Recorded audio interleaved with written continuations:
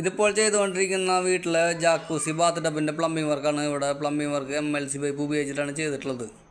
ഇതിൻ്റെ full detail video നമ്മൾ ചാനലിൽ ഇട്ടിട്ടുണ്ട്.